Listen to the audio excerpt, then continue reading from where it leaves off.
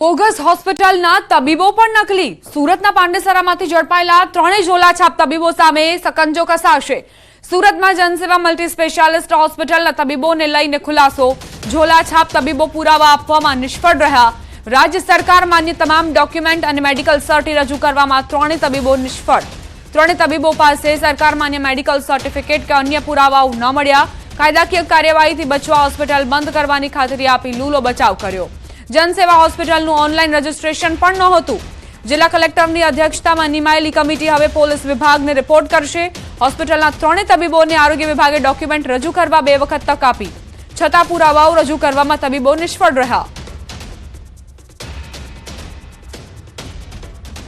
સુરતના પાંડેસરા વિસ્તારમાં જનસેવા multi specialist હોસ્પિટલને લઈને વિવાદ ઊભો થયો હતો, કારણ કે બોગસ તબીબો દ્વારા હોસ્પિટલ ઊભી કરવામાં આવી હતી।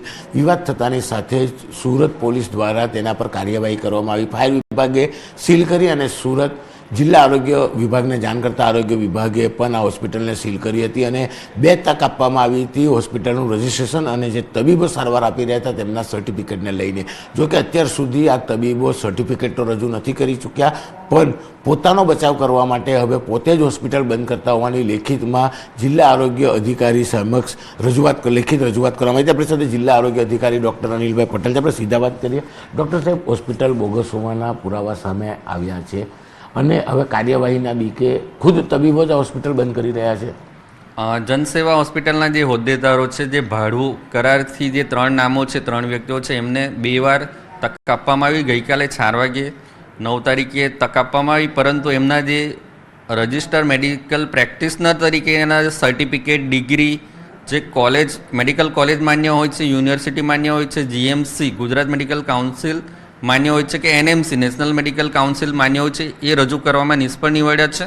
એટલે એમની પાસે કોઈ ડિગ્રી છે નહીં જે દર્દીઓને સારવાર કરવા માટે જરૂરી હોય છે। અને અંતે એમણે 30/11/24ના રોજનો જે ભાડા કરાર છે એ રદ કર્યો છે એવું અમને રજૂ કર્યું છે અને હોસ્પિટલ બંધ કરવા માટે એમને રજૂઆત કરી છે। અમને સાહેબ, સાદી ભાષામાં કહી શકાય કે તબીબોએ સર્ટિફિકેટ નથી રજૂ કર્યા એટલે એ બોગસ હોવાનું વાત સામે આવી અને હોસ્પિટલના પુરાવા ના આપી શકતા હવે ખુદ જ બંધ કરે છે, એટલે કે આરોગ્ય વિભાગ એક્શન ના લઈ શકે। એટલે ટૂંકમાં હોસ્પિટલ બી બોગસ, તબીબો બી બોગસ નહીં।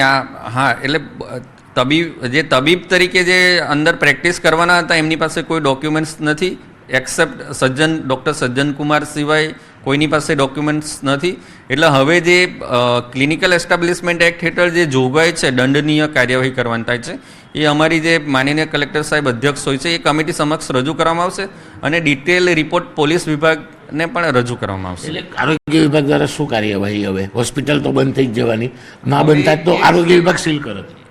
સીલ અમે કરી દીધું છે। હવે જે સીલ ખોલવાનો અને એમની અગેન્સ્ટમાં જે દંડ કરવાની જે કાર્યવાહી છે એ જે કમિટી, એમાં માનનીય કલેક્ટર સાહેબ છે, આખી કમિટી એક્ટ પ્રમાણે બનાવવામાં આવી છે। એમાં ઘણા બધા સભ્યો છે મેડિકલ કોલેજના અને અન્ય પણ સભ્યો છે જે ડૉક્ટર હોય છે, એમની સમક્ષ આ મુદ્દો આખો રજૂ કરી એમને જે પણ દંડનીય 5,000થી માંડીને 25,000 લાખ સુધીનો દંડની કાર્યવાહી કરી શકાય અને હંમેશ માટે આ હોસ્પિટલ શરૂ ન કરી શકાય એવી કાર્યવાહી કરવામાં આવશે। કેમેરામેન ભરત બ્રહ્મભટ્ટ સાથે કીર્તેશ પટેલ, ન્યૂઝ 18 ગુજરાતી, સુરત। 31 પહેલા દારૂ ઘુસાડવાનો પ્રયાસ નિષ્ફળ। સુરતના કામરેજમાંથી મોટી માત્રામાં દારૂ ઝડપાયો। સ્ટેટ મોનિટરિંગ સેલે 2 ટ્રક ભરેલો દારૂ ઝડપી પાડ્યો છે। સ્ટેટ મોનિટરિંગ સેલની સતર્કતાના કારણે દારૂ ઘૂસતા પહેલા જ અટકાવી દેવામાં આવ્યો। 2 ટ્રકમાં દારૂનો જથ્થો ભરવામાં આવ્યો હતો, તેને એન્ટર થતા પહેલા સ્ટેટ મોનિટરિંગ સેલે ઝડપી પાડ્યો છે। 31 પહેલા આ બુટલેગરો એક્ટિવ થઈ જાય છે। અન્ય રાજ્યોથી પણ ગુજરાતમાં દારૂ ઘુસાડવાના પ્રયત્નો થતા હોય છે, એવા જ એક પ્રયત્નને ફેલ કરી દીધો છે સ્ટેટ મોનિટરિંગ સેલે। વડોદરામાં સાંસદ ખેલ સ્પર્ધાનો પ્રારંભ કરાવ્યો હતો। સમા સ્પોર્ટ્સ કોમ્પ્લેક્સ ખાતે 9 થી 12 ડિસેમ્બર સુધી સ્પર્ધાનું આયોજન કરાયું છે, જેમાં 15,000થી વધુ લોકોએ ભાગ લીધો। આ પ્રસંગે મનસુખ માંડવિયાએ કહ્યું કે પ્રધાનમંત્રી મોદીએ ખેલો ઇન્ડિયા અભિયાન શરૂ કર્યું છે। ખેલાડીઓ અહીંથી આગળ વધી વડોદરા, ગુજરાત અને ભારતનું નામ રોશન કરશે। ભારતે ઓલિમ્પિક કાઉન્સિલ સામે પોતાનો દાવો રજૂ કર્યો છે।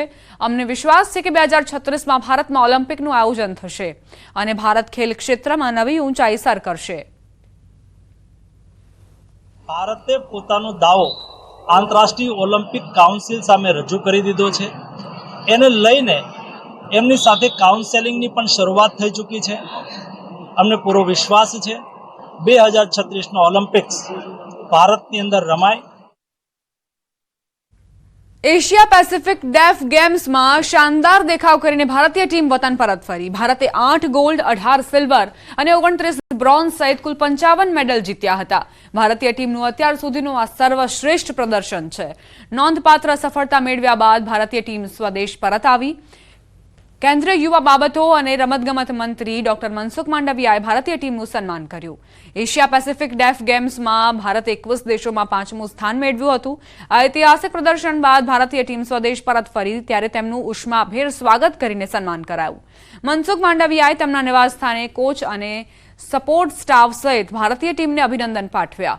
તેઓએ કહ્યું કે એશિયા પેસિફિક ડેફ ગેમ્સમાં 55 મેડલ જીતીને દેશનું ગૌરવ અને સન્માન વધારવા માટે હું ભારતીય બધીર ટીમને અભિનંદન આપું છું.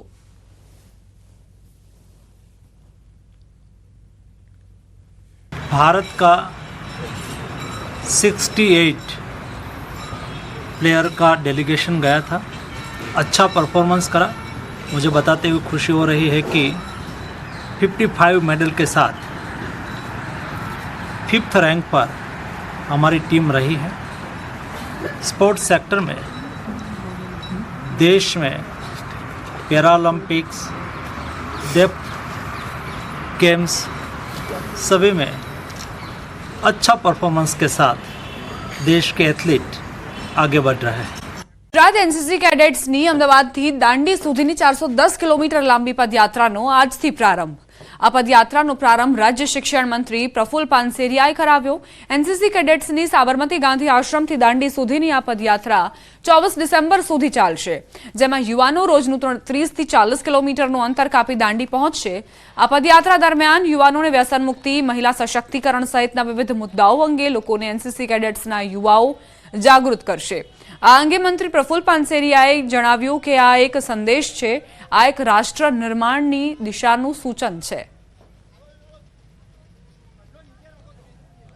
हमारा उद्देश्य रहेगा कि अलग अलग जगह, अलग अलग गांव, वहाँ पे जाके जो अमृतकाल का उद्देश्य है, जैसे कि Swachh Bharat, Viksit Bharat, fit India, healthy India, women empowerment, drug free society, इन जैसे मुद्दों पर चर्चा करेंगे. રાષ્ટ્ર નિર્માણ માટે સમાના આકૃતિ, સમાના હૃદયની પ્રાર્થનાઓ છે એક દિશા તરફ, જ્યાં જ્ઞાતિવાદ ન હોય, જાતિવાદ ન હોય, ભાષાવાદ ન હોય, સિર્ફ ને સિર્ફ રાષ્ટ્રવાદ હોય.